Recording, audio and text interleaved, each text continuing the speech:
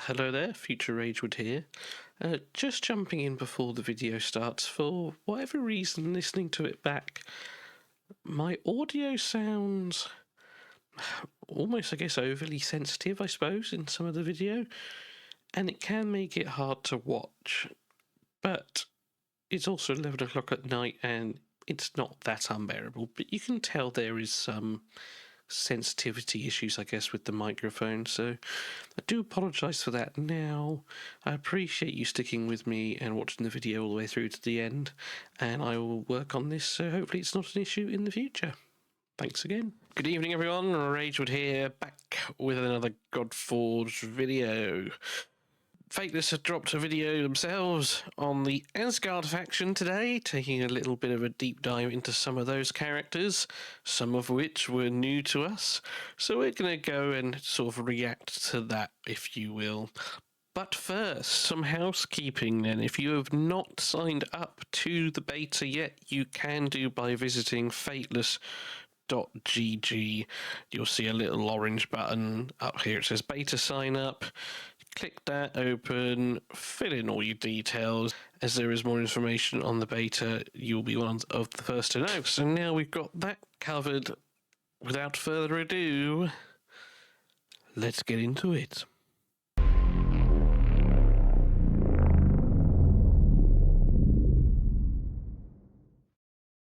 Just like a lot of the other videos, I'm just going to keep Simon on mute for a moment. So he's basically saying at the start here, the premise of this video is similar to the one they've done on the Aru, the Avalon and the Olympian factions, where they've now got enough heroes built that they can do sort of a little showcase, if you will. Some of you who keep on top of everything Godforge from the various creators, like myself, will have seen an awful lot of this. He does actually say that probably, I think, 80% of the characters, I think he said, are 2D concepted, sort of ready to go, and maybe 50% of them actually have 3D models built. But he's not going to show us all of that today, sadly. Talking about some of the mood boarding they did to begin with, just looking at various Norse mythological characters from various sort of games, films, all that kind of stuff. So he then shows us some of the environment, which he shared with us CCs, and then he goes into the first, a common hero. Now he does say uncommon to begin with, but then he goes back and sort of changes his wording, if you will, I suppose, to say, actually, no, this was meant to be a common hero. So if we fast forward it a second. One element of what the Asgardian environments will look like, if one of our uncommons. This is a berserker. Common. Just really a true Viking. You know, he's kind of got our symbols for an Asgardian just in a kind of like painting, like a tattoo on his chest. Nice helmet. Like the horned helm. He's got that Viking feel.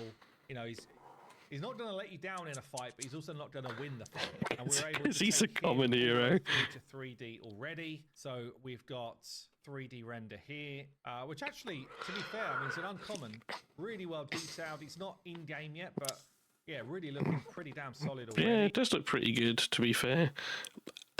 This looks a bit like porridge to me, the fur. Don't know why. Don't know if anyone else gets that vibe. You can see there's obviously a ton of work that goes into all of the different characters. Slightly, we're going for the maybe it's because it's matted in blood. Maybe that's why it looks like porridge. Feel cool, but yeah, this is an uncommon. Obviously, you're going to get uncommons more regularly in the game.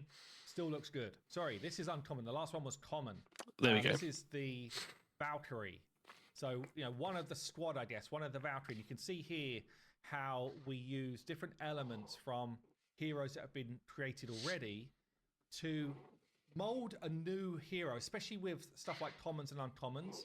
We want to be able to produce these quicker to allow more time for the artist to do the really, I guess, completely original stuff, right? But now that is actually, you know, not to build on it, quite common of game studios. They've mentioned it tons of times, to be fair, about reusing assets to sort of speed things up, you know. And as Simon will mention a few times in the video, unless he pointed it out to you, you wouldn't necessarily know. You might have an idea, sure, but you wouldn't be certain. And yeah, especially with common and uncommon heroes, consider it like going to build a bear, okay? Like they're going to go grab these arms, these legs, this weapon from over here, mash it together, and you could do that thousands of times with all the different arms, legs, and things, from everyone, so to speak. There could be a bajillion different combinations eventually. So this is just showing us, say, what's taken from where. We want it done in a way that you don't know we're doing it. So a good example here is the Valkyrie is using different elements from different heroes that we've already created to make her build. So we've got an armor piece which we own. We've got the kind of base of a staff which we're using from Brunhild, and the original shield from Brunhild, but it's been retextured, repainted, so you wouldn't know. The wings are basically borrowing from Icarus, and all of this comes together to create a completely new feel of hero, but without it looking like a hero's just been repainted. And then we can see here the And there she is in game. In engine. The annoying thing for me is someone who is building a website, they have hidden the affinity behind Simon's head, naturally. But there you go. We do get information, though, that this particular person is going to be a chaos disruptor. I mean, that could also just be a placeholder, but we'll Really see. Great finish, actually. As you can see here, the kind of like the 360 with the wings, 60 here, the kind of like the free. Just want to pause it there. It looks sick, doesn't it, really? Even for what will be an uncommon hero. There's just enough detailing to make it look cool and punchy, I say, without going too over the top either. Say, just simply by reusing different bits. Build a bear, people. 360 with the wings. And again, for an uncommon, I think we hit a decent level, right? So let's move on. Let's move on. And this is someone that has already been shown to us before, so I'm not going to spend too much time on it, all right? But one thing they have said is they've made a couple of improvements, to do with the tattoos and with the back. They said it looked a bit kind of plain and bland. Could they sort of flesh it out a little bit? And then the bit that you get at the end here, they sort of say it does look plain. Then all they do is add some sort of like coins and mess up the back a little bit, but the end result is actually very good, I think. It does look sick. And say all they've done is add some ropes and like a fancy pattern, but it's enough to sort of take your eye and to sort of spread out the grey, if you will. But yeah, Vidar looks very cool. Then he shows us, someone that we've not seen for a while. Come together well. So move on. This one is Gary. Was actually such an early design for us, but yeah, it's one of Odin's kind of wolves. Again, really good detail on the face. This one's been in engine for a while, but he's not animated yet with abilities, so we're kind of just holding on to him. But really sweet kind of visual and very different. And there's others like in the Asgard-ian kind of realms, the wolves, big wolves like Fenrir and Gary are a real important part of their lore. So that's going to be a cool. It's something worth mentioning. The fact we've got Gary, we'll probably have Freki in there, you would imagine, as well. And Fenrir hasn't been announced, but again, he's one of those better known Norse mythological characters, with like Jormungandr, for example. So I imagine Fenrir will be a character we will see at some point, although again, it might not necessarily be for game launch. A real important part of their lore. We've got Ran. I've showed Ran before in terms of... We have seen Ran. And this is basically like the sea witch for... I think Ran is actually described as maybe not the god of the sea, but like she is the sea. I forget what the wording is. And the word we were looking for was personification of the sea. So she would often lure sailors in and trap them with nets and things. There you go. Hence the net on the skirt. For Norse, really cool visual on Ran.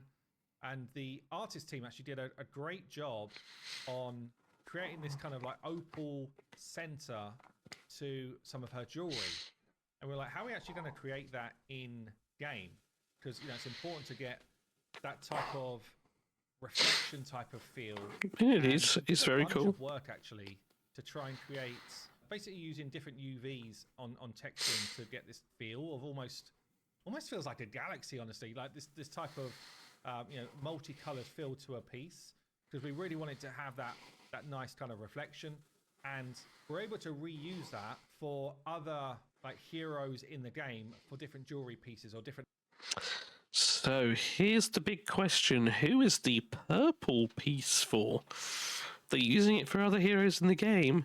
That'll be something to look at and to keep an eye out for at some point. Maybe a subtle leak there that we don't actually know it is, but maybe it'll be revealed to us later. Elements. So, and when I say later, I don't mean in this video, because I have watched it, but potentially in videos to come, or maybe it's a Friday leak video at some point. Who knows? A really cool piece of work done there, actually. Let's go on to Odin. Now, Odin currently is in game and has been as one of our early kind of legendary heroes. You can see some of the concept in here for his weapon.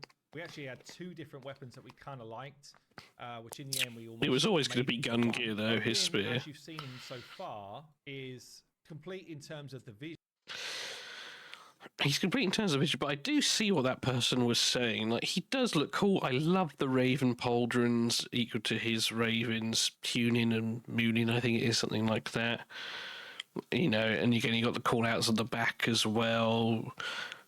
But then you do compare it to Hel and Frey, you're just like, for the king of the gods, like, doesn't seem that kingly, but I say VFX to come. Is not complete in terms of the animation. So everything you've seen so far is basically what we put in for placeholder animation, and that's going to get ramped up over the next few weeks. We've actually got someone who's now working on like the full final animation stuff. So Odin. And if you want to work at Fateless, feel free to visit fateless.gg/careers. Looking sweet, but yeah, he's going to have some upgrades before he's properly finished in game. We can get on to some of my favorites here. So, you know, we had this great concept for Freya. So I'll just mute this. So there's no surprise that his favourites are Freya and Hel. I think one of those two is probably most people's favourites at the moment. But they both do look sweet. And again, Saya mentions that, for example, they used this sort of sash corsage from Persephone to go around the front here. And then they sort of took the mask from Valkyrie and then sort of amped it up, which does make you think, obviously, Valkyrie was done before Freya, and we've known about Freya for a while now. But yeah, then it goes pretty cool. So they show her in game, looking all fabulous and lovely. Cannot wait to see the shimmer on that wing. And then we look at Hel. Hel we went into great detail fairly recently. You can look at my videos. You can look at Fateless's own video themselves. But yeah, super, super sweet character. Yes, the skulls and that have just been textured on, as you can see, but you know, it doesn't take away from sort of how visually appealing it does look in the game. Just so well done. The kind of VFX really sell, you know, the look and feel of the weapon, and just got this kind of imposing look. Really, really sweet, actually. And now the part we've all been waiting for. To the big reveal, who is going to be Thor. So, you know, it's like, are we going to share? I'm not surprised that this man is in the game, but it's pretty cool that it's actually sort of confirmed now, to be fair. This one yet? Damn, we're doing it. Let's talk about how it started then. So Thor, this was the original kind of like visual, I guess probably more, maybe a bit more God of War type of feel than some of the other ones that are out there. We looked at a bunch of different references, and I was like, look, I want a bit more energy in our Thor. More passion, more energy, more energy. Maybe we'll put that over the top here. More passion, more passion, more passion, more energy, more energy, more footwork, more footwork. Obviously, you don't want to be too original with someone like a Thor because it is an iconic hero, someone that everybody knows already. So you can see the big horn just going on his back there. The horn where Thor... One thing just to add on to that, I'll go back in a second as well. So I'm not going to do, in some of these sort of reveals and Friday leaks, we've gone into great detail on the backstory of the character. I'm not going to do that with Thor, okay? I'm 90% sure that, actually I'm probably 100% sure that 95% of you know who he is via Marvel. Apparently he's in some sort of group called the Avengers, has his own movies. Chris Hemsworth, something like that. He's also in various other games as well, but if you have been living under a rock, firstly, welcome back. Secondly, Thor is the god of thunder. He has a big shiny hammer called Mjolnir.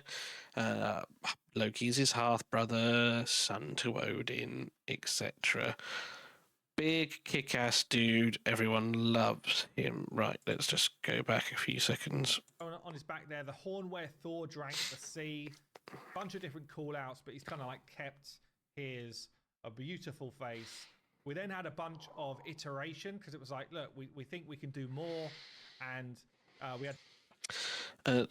I suppose one thing that a lot of you might not know, in reference to the horn, so him, Loki, and someone else actually went to Jotunheim and found like the giant version of Loki sort of thing, and he gave him a series of impossible challenges.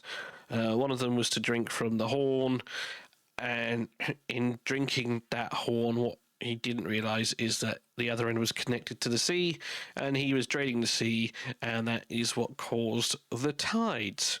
The reference of Jormungandr is he actually told Thor to lift a cat above his head.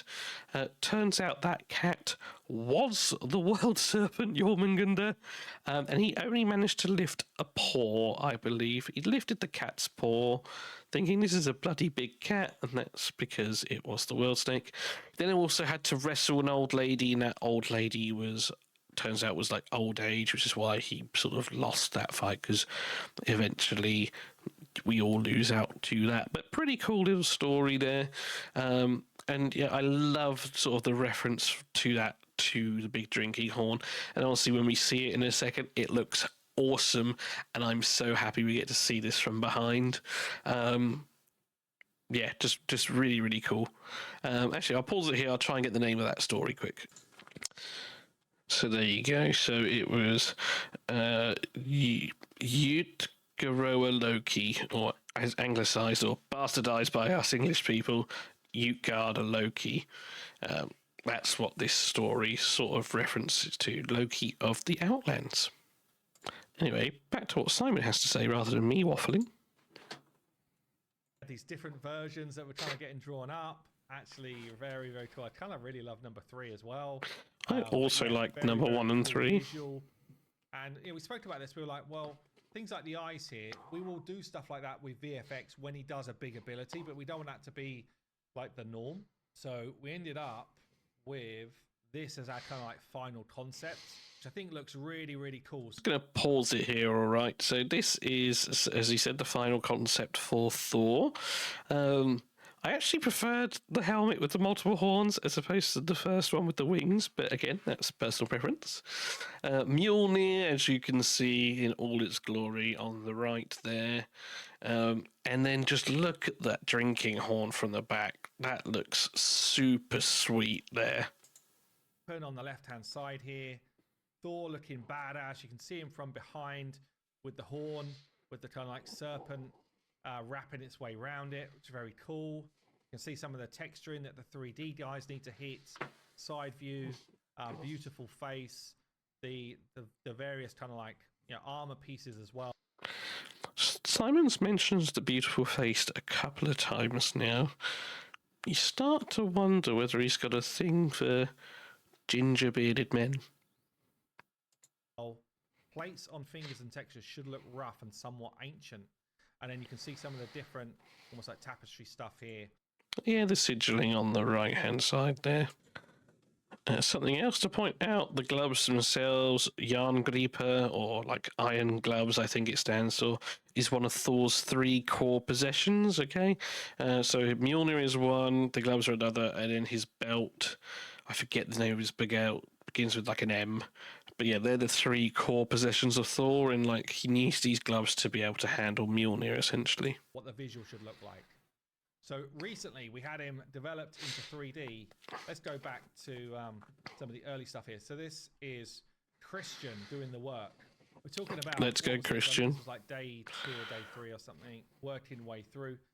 Really interesting to see like how some of this... The shading, things are going to work, yeah. The poly counts are reduced if you've got pieces which are identical. That's how we're able to get like the high visual quality that we want on the screen. You see him... So it looks a bit like a toy figurine here, but my god, look at that horn. That looks so sick. Started to get blocked out here. Still looking a bit ropey, but you got some of the face work being done here. The chest. You can see some of the gauntlets started to be fleshed out as well. And constantly we're giving feedback, right? So it's constantly like, how do we enhance, improve? And we end up with... Look how sweet he looks there.